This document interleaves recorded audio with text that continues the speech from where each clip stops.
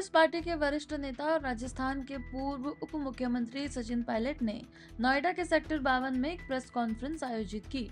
उन्होंने गृह मंत्री अमित शाह पर तीखा हमला बोलते हुए कहा कि बाबा साहेब भीमराव अंबेडकर को लेकर अमित शाह ने जो बयान दिया है वो उनके मन की बात को दर्शाता है। सचिन पायलट ने देश से माफी मांगने की मांग की है। उन्होंने भाजपा पर गंभीर आरोप लगाते हुए कहा कि आज विपक्ष की आवाज दबाई जा रही है। राहुल गांधी के खिलाफ दर्ज एफआईआर पर प्रतिक्रिया देते हुए उन्होंने कहा कि भाजपा ने जानबूझकर गलत माहौल बनाया है और देश के असली मुद्दों से ध्यान भटकाने की कोशिश कर रही है।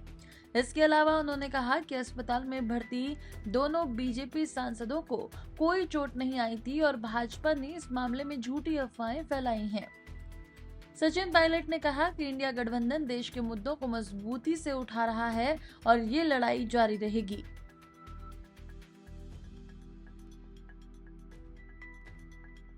गृह मंत्री जी के बयान को लेकर पूरे देश में आक्रोश है। न सिर्फ कांग्रेस पार्टी लेकिन समूचे देश में लोग समझ गए हैं कि भाजपा की इंटेंशंस क्या हैं और उनकी सोच संविधान के प्रति और अंबेडकर जी के प्रति क्या है। उन्होंने जो शब्द बोले हैं, जो अपमान किया है सदन के अंदर उस व्यक्ति का जिसने हमारे संविधान का निर्माण किया, उसका जो अपमान किया है, जो अशोभनीय भाषा का प्रयोग किया है, मुझे लगता है उसके लिए उनको माफ़ी मांगनी चाहिए और पूरे देश में मांग उठी है कि उनको इस्तीफा देना चाहिए नैतिकता के आधार पर। और हम लोग चाहते हैं कि भाजपा का जो असली चेहरा है, संविधान के जो प्रावधान हैं, जहाँ गरीब, दलित, पिछड़े, आदिवासी, उन सब लोगों के संरक्षण का जो संविधान में प्रावधान है, उसके प्रति उनकी मंशा सही नहीं है। इसीलिए इस प्रकार के अपशब्द बोले गए।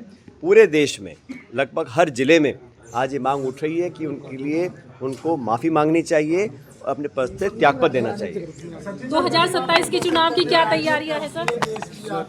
तो उसमें शामिल होंगे क्या करें? बसपा ने ऐलान किया।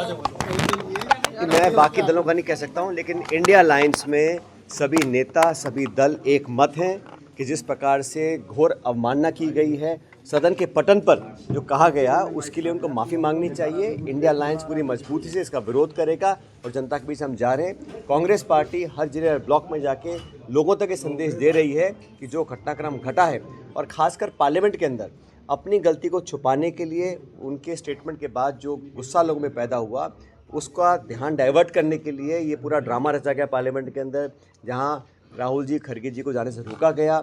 हमारे लोकतंत्र के मंदिर में जिस प्रकार की अप्रिय घटना होने की बात की गई और फिर राहुल जी के खिलाफ जाके एफआईआर करी गई, ये पूरा ड्रामा मीडिया और जनता का ध्यान डाइवर्ट करने के लिए किया गया, क्योंकि मुद्दा ये था कि आपने अंबेडकर जी के खिलाफ जो बोला उससे लोगों में भारी असंतोष है। सिर्फ दलित समाज में नहीं, संपूर्ण भारत के लोग इस स्टेटमेंट के खिलाफ हैं, उनसे माफ़ी की डिमांड करते हैं और नैतिकता के आधार पर उनको इस्तीफा देना चाहिए।